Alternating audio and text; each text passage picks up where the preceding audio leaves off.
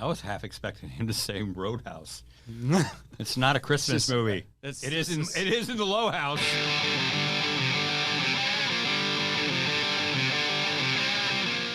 I'm Arizona Family political editor Dennis Welch.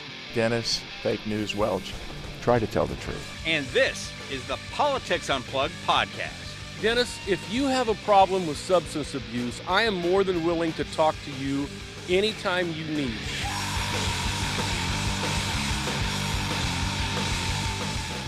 And welcome back to the Politics Unplugged podcast edition. And this week, I am really happy to have on the show fellow coworker, investigative reporter extraordinaire Morgan Loew. I want to thank you very much for coming on this week to for sharing some of your time. Yeah, my pleasure, Dennis. And the big week this past week obviously has been a lot of border stuff, and particularly like the closing of the port of entry, the crossing at Lukeville.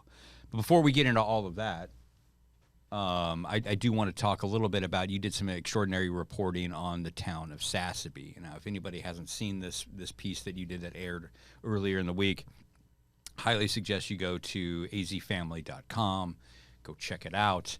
But for those folks who may not have seen this, Morgan, give us a brief explanation about what your story was and what you found down there south of the border in Sasabe, Sonora. Yeah, Sasabe is one of those towns that's larger in Mexico than it is in the United States. It's between Nogales and Lukeville, maybe 40 miles west of Nogales, 80 miles east of Lukeville. On the north side of the border, you've got a general store, a church, a really, really nice world-class dude ranch, Rancho de la Osa, beautiful. And it's this sleepy little town. The community, not even a town. South of the border is actually a town, a small city, about 2,500, little dusty, been through there multiple times in the past. But this city of 2,500, about a month ago, well, let me back up. This is in a smuggling territory. It's in an area where human smuggling is a business south of the border. South of there is Altar. I always refer to Altar sort of like Mos Eisley from Star Wars. People come in from all over Central and South America to Altar, and then they hire a smuggler that takes them the 70 miles north to the border and gets them in the United States. And Sasabe is one of these final stops, Sasabe, Sonora.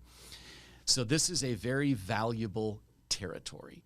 And right now there are two smuggling gangs that are fighting over this smuggling area, and their fight is really centered in Altar, this sleepy-esque little town of 2,500.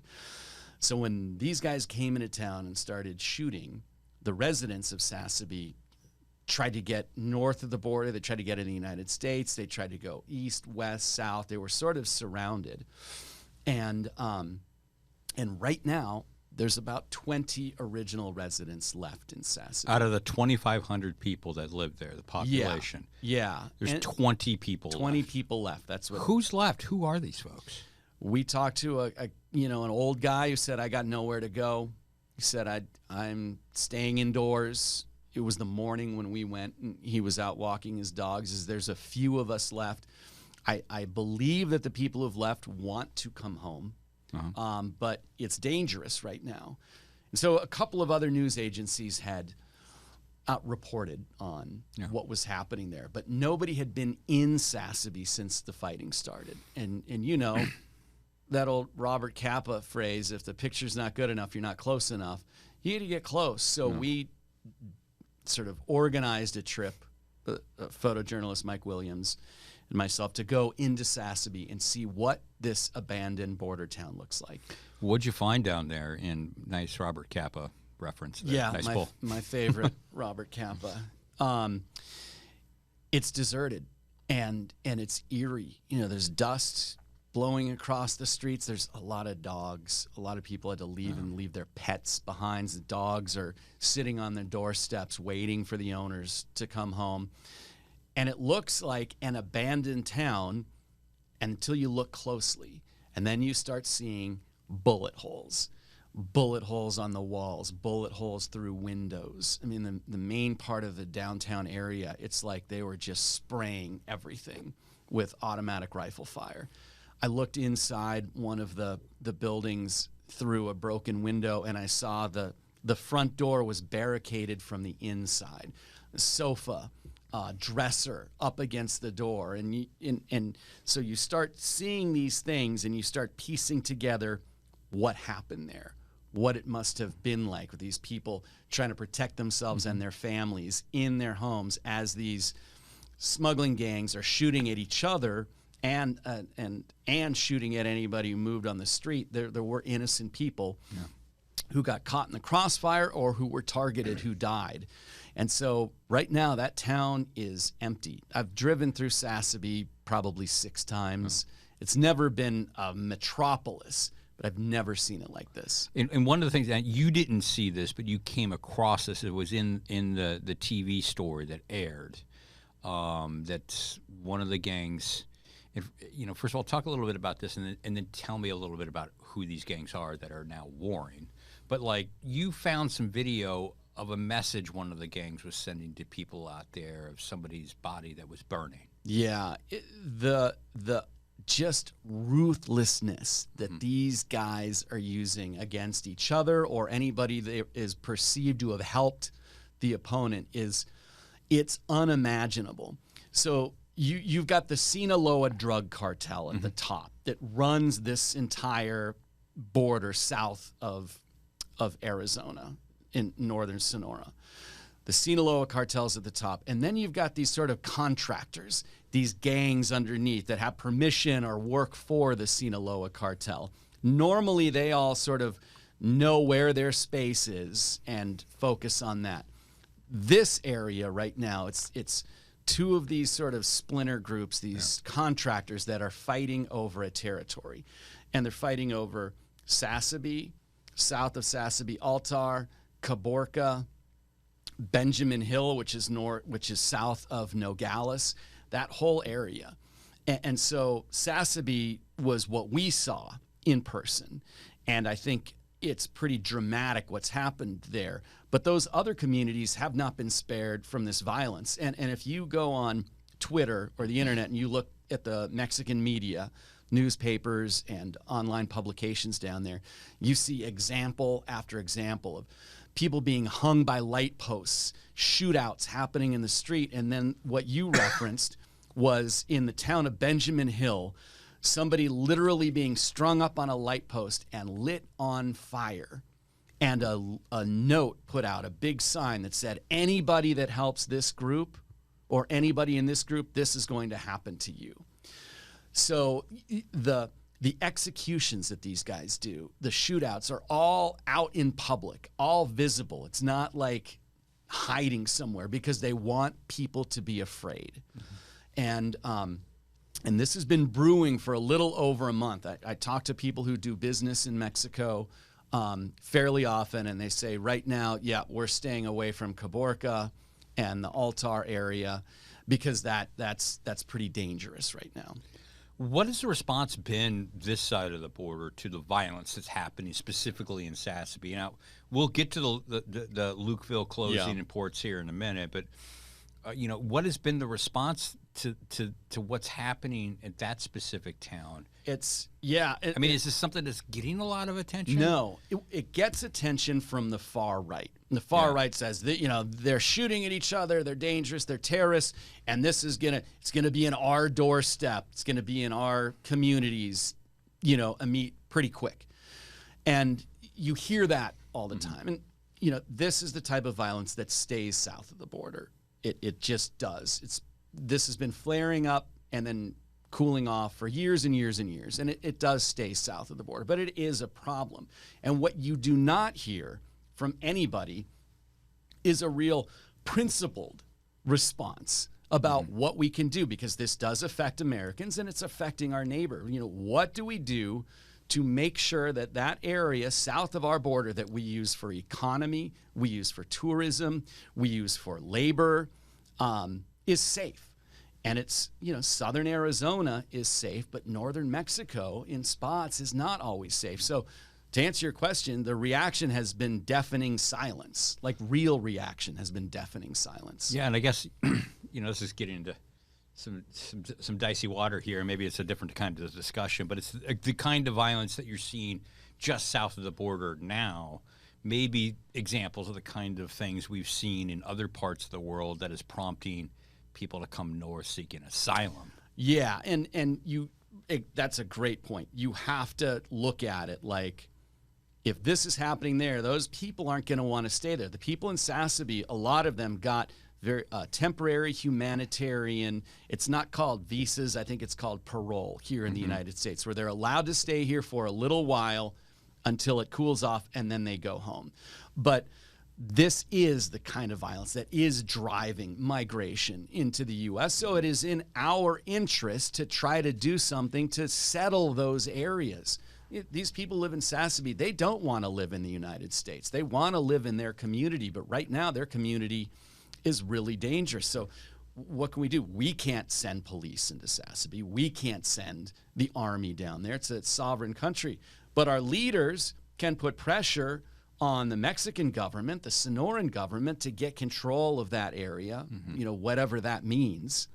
There are things people can do who are in the business of leading.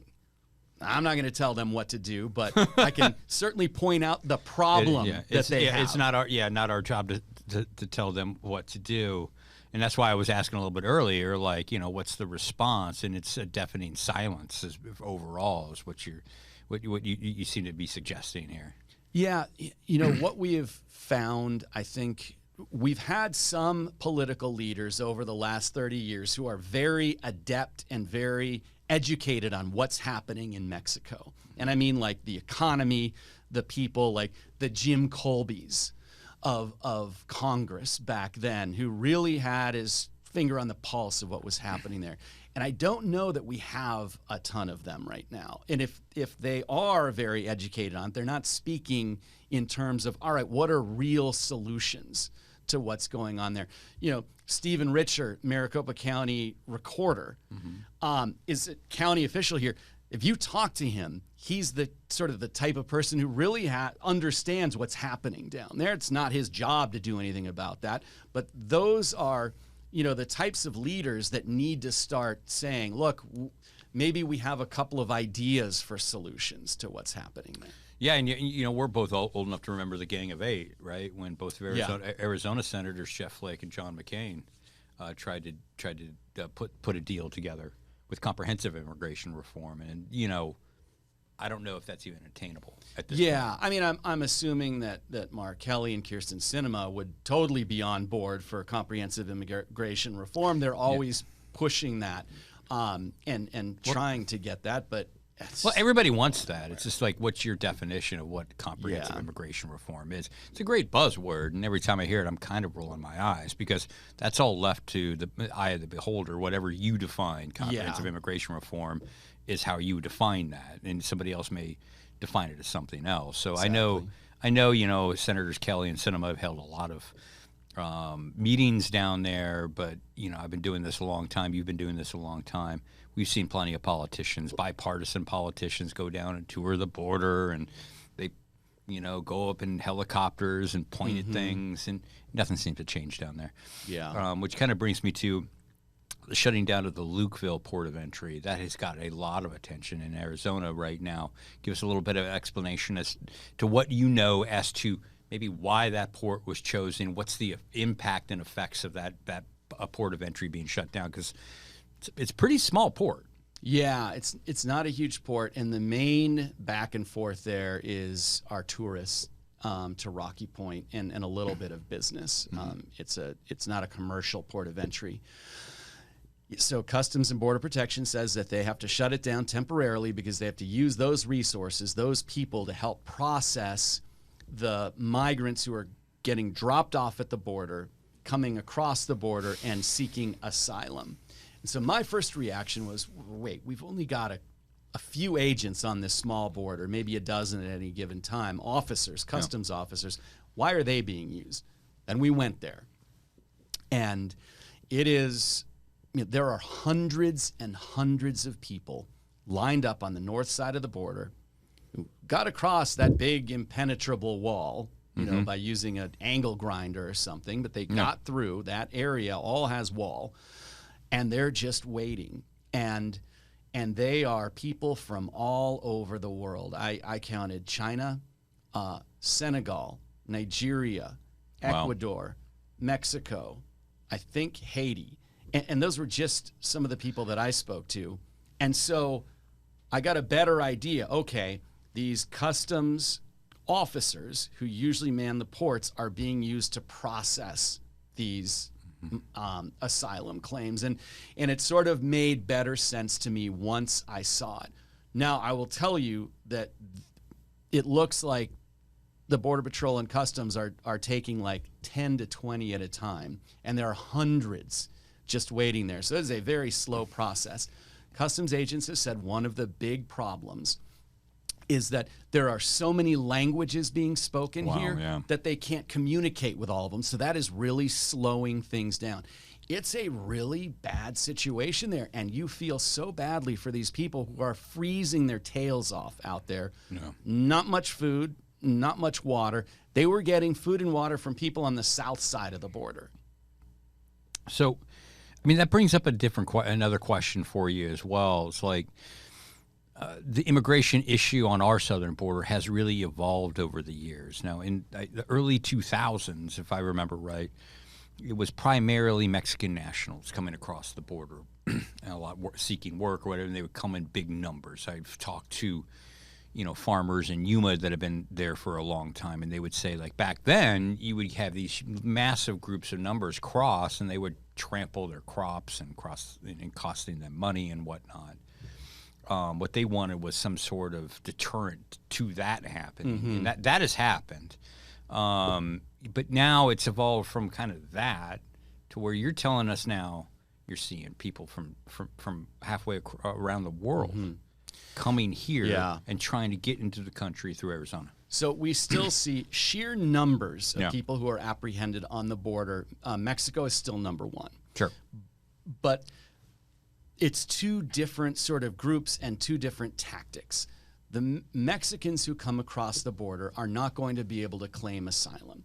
So from Mexico and other countries where you can't claim asylum, your goal is to get across the border and get into the United States without being detected. So they are still coming across and trying to get north and get to a job site.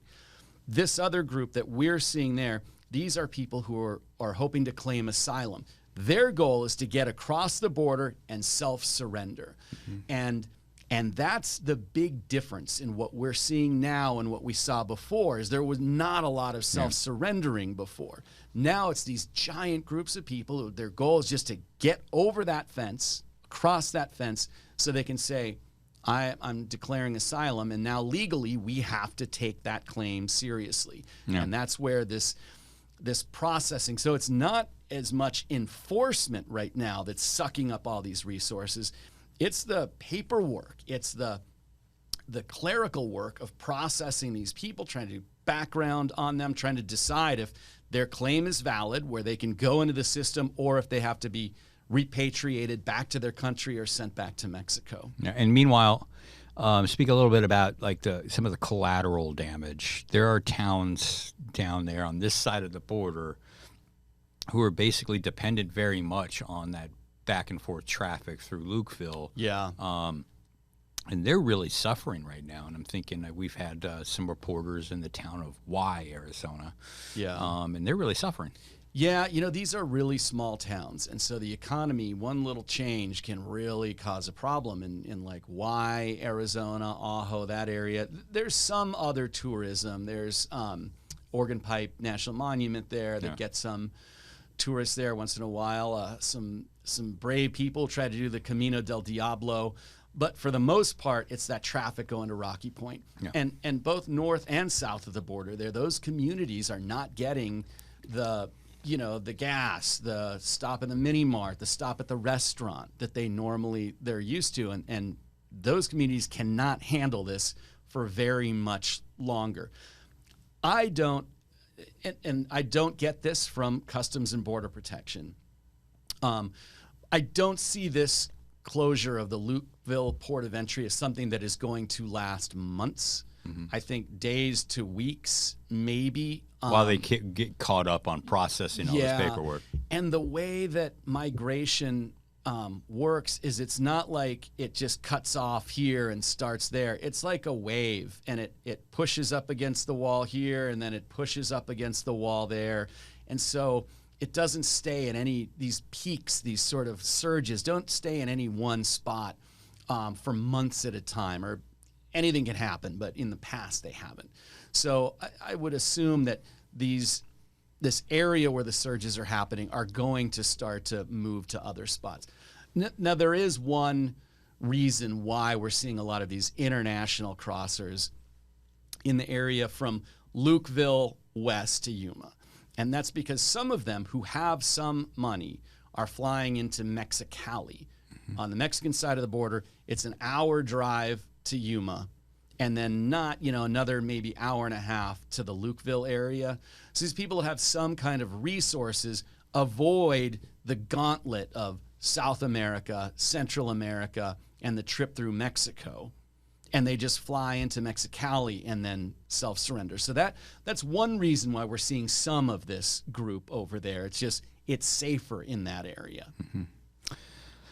Anything else we're running a little bit long on time here. Anything else that we should hit on this Lukeville closing before we wrap up this part of the discussion here? Yeah, I mean, I just think that the question is how long. I can't imagine it's going to last more than a week or two, but I tell you, from being down there and seeing it, and I thought that I'd seen just about everything you can see on the border, it was pretty eye-opening at the number of people, the amount of human suffering, and the task that Border Patrol and the customs officers have ahead of them in trying to get a handle on this, process people through. So,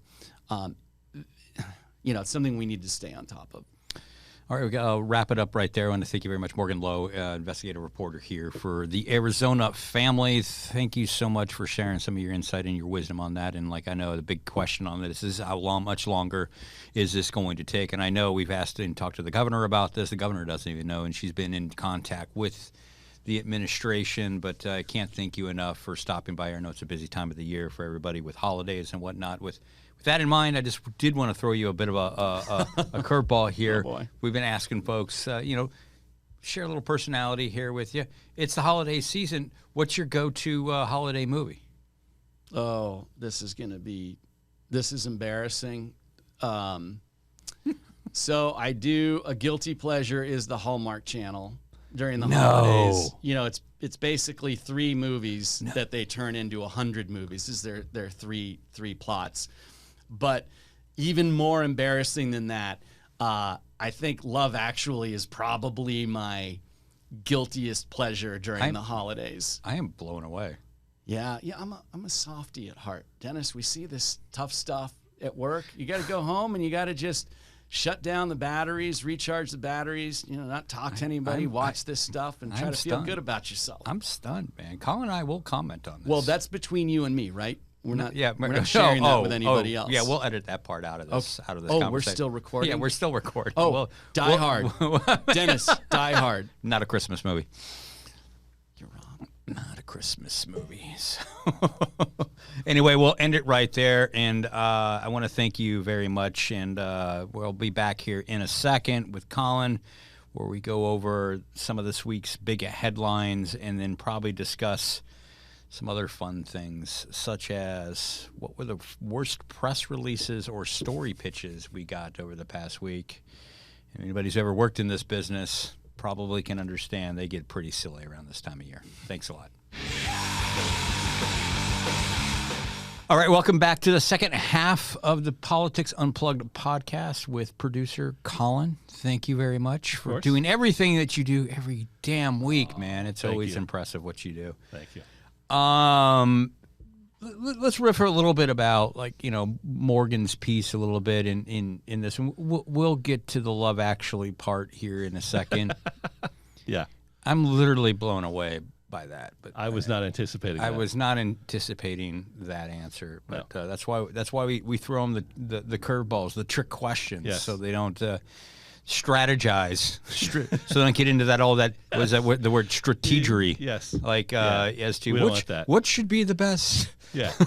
We don't want a cool answer. We want your actual answer. We want your actual answer.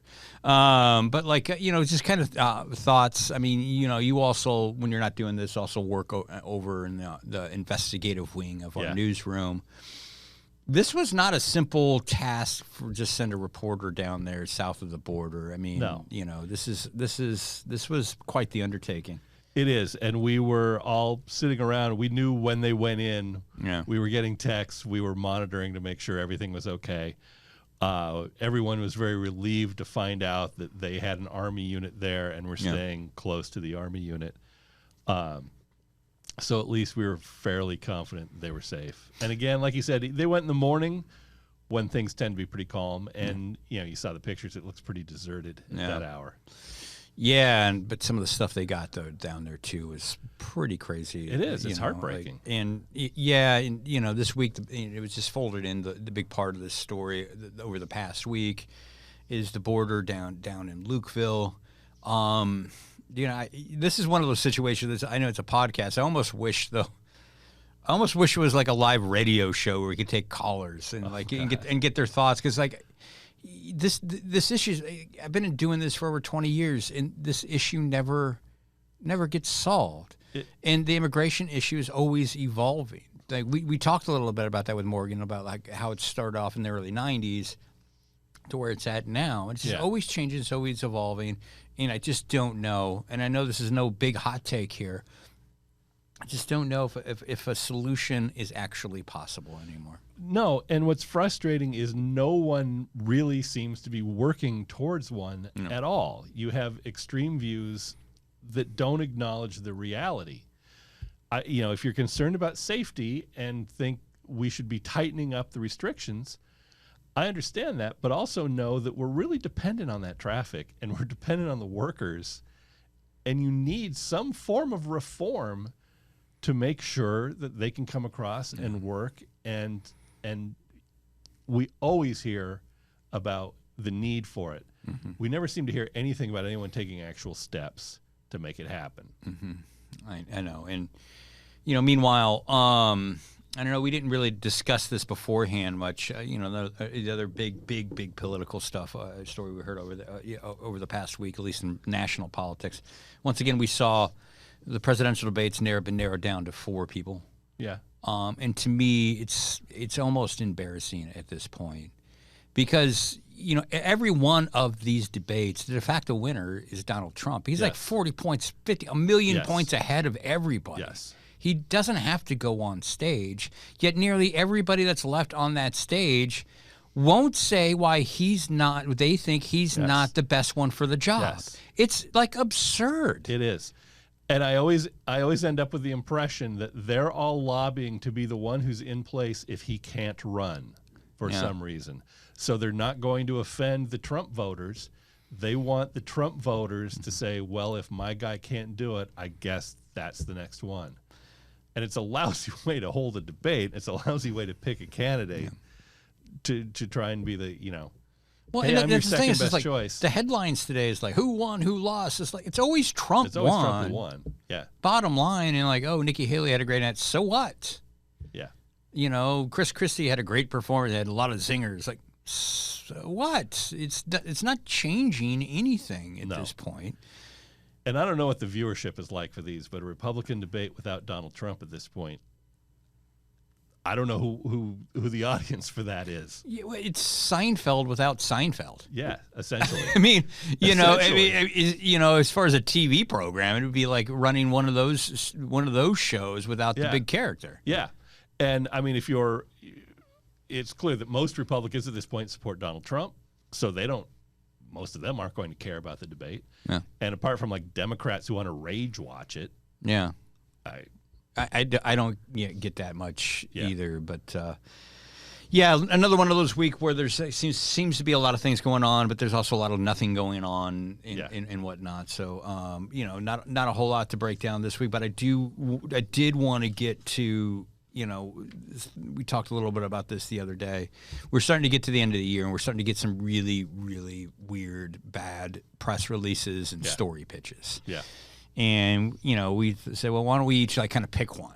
Yeah. And I did. And let me go first because you told me what yours is. And good Lord. Are yours mostly political? Do you mostly get political since you're the political editor? Yeah. Mine's political. And, and I nominate this week worst press release of the week comes from Joe Arpaio.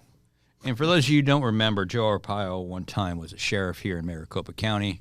He might have mentioned that once or twice. He might have mentioned it once or twice. But I got this on a Monday, letterhead. Sheriff Joe Arpaio, who's also running for Fountain Hills mayor.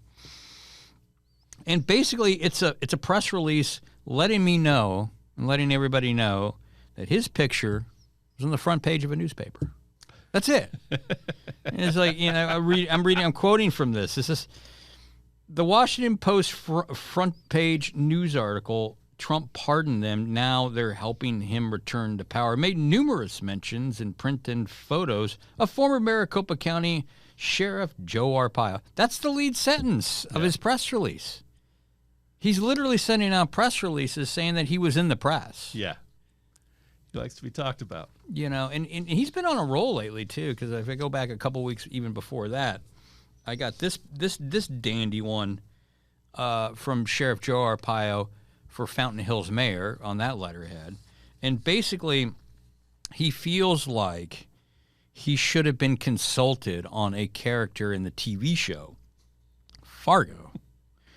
Headline on this press release is Joe Arpaio responds to Fargo character being based on him.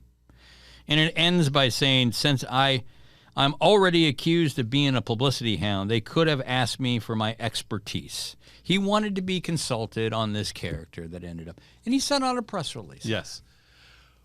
He sent out a press release where they say, well, they accused me of being a publicity hound. Yeah, it's just... I don't get it, man. At least that's some level of self-awareness, I guess. And I love this one. I love yours. Yeah. So, I mean, I was a regular just newscast producer for years. So I get all the general stuff. I'll get politics, I'll get other stuff, but I get a ton of general story pitches. And this one, the subject line of the email is holiday reunions embracing tattoo shaming. Wow. With the holiday season coming, families gather to celebrate, yet these reunions can occasionally spark uncomfortable discussions due to differing perspectives. Sounds like politics, right? We're talking about politics at the holiday table, right? Some conservative family settings, some individuals might view tattoos negatively, considering them unprofessional or socially unacceptable. And it's offering up an interview with the chief dude officer of Derm Dude. Who is paid over $150,000 on tattoos. And he is a vocal advocate against tattoo shaming.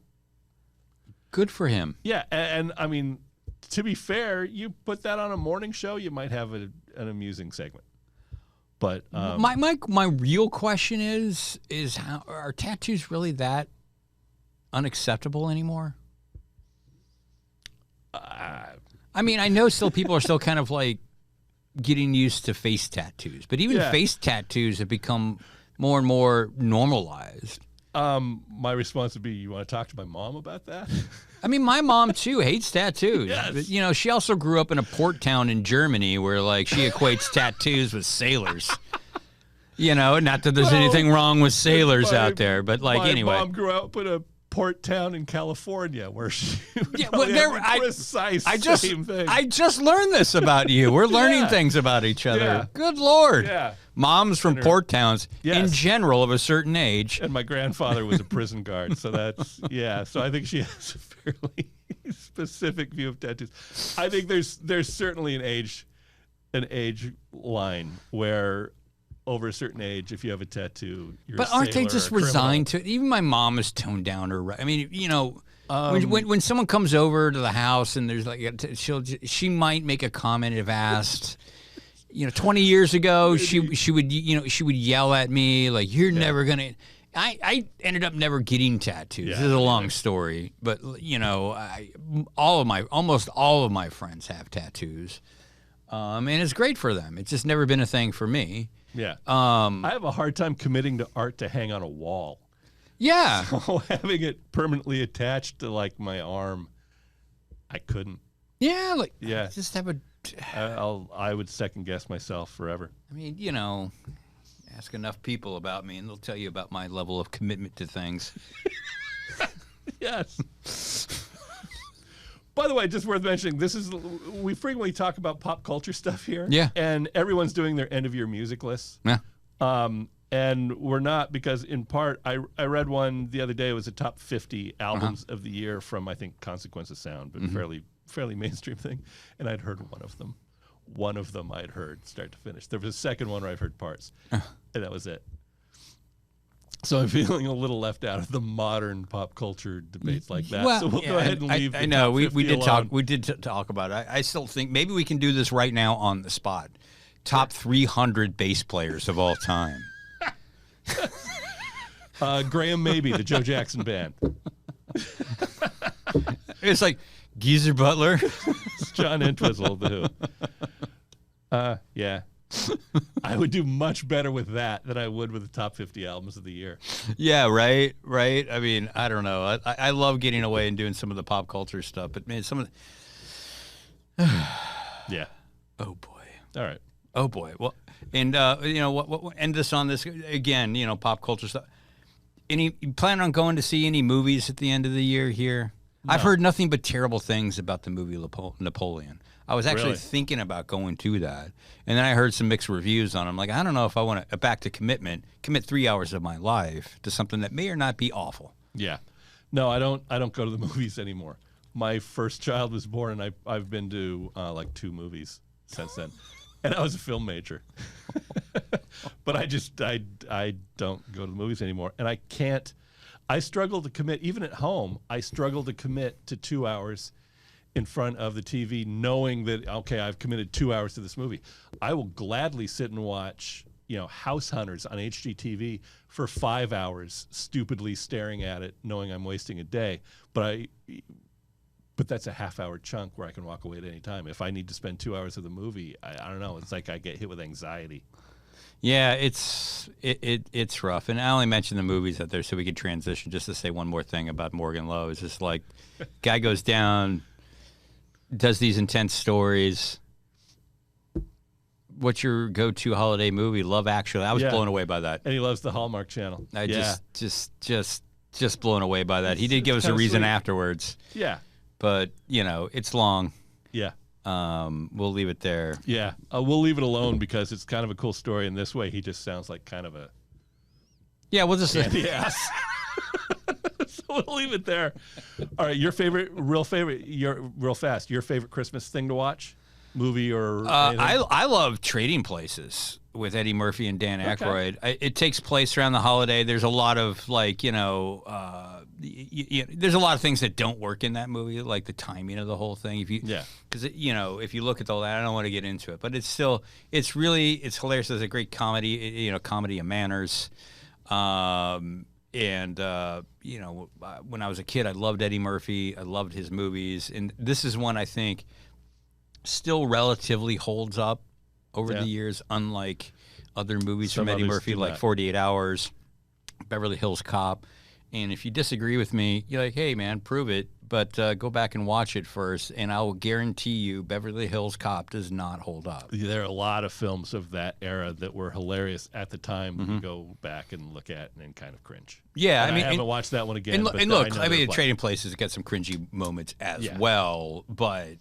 I do like watching that around this time every year. And then, It's a Wonderful Life is still, and it's mostly hilarious to me. I just have always watched it. And one of the hilarious, the most cringeworthy moment in the movie is like, when Harry Bailey, the main character, he's shown what his life is, what everybody else's life is like when he's not around. And, he sees, his what would have been his wife and how she turned out. It was the worst possible thing that could have happened to a woman. She turned out to be an old maid. Yes. And it's like, wow. Yeah. Yeah. Yeah. It's like, wow, that's really cringy. Yeah. Yeah. A little dated. My go-to, Charlie Brown Christmas. Yeah. It's wonderful. Yeah. Strange, but wonderful. Yeah, they're strange looking characters too. And everything about it is I do love Peanuts though. Odd. Yeah. The voice choices are funny. Back then you didn't, if you had a kid's voice, you do like what you do with The Simpsons, which is you have an adult make a kid's voice. But they didn't. They had actual kids. And the soundtrack, which is wonderful, but it almost didn't get made, I think, in part because of the soundtrack. So he wanted this sort of melancholy jazz piano, which doesn't really go with, yeah. not typically what you see of an animated Christmas special. Yeah. All right. We'll end it there. Can't wait for the end of the year to come. Yeah, it's getting close. It's getting close. It's getting close. And then guess what? We got a whole year of election stuff. And I know you are really looking forward to that, Colin. Oh, my God.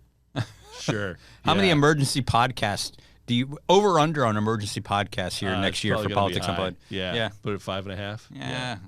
I'm going to say 7.5. Okay. All right. Yeah, I look forward to it. We'll leave it there. Thanks a lot. Thanks.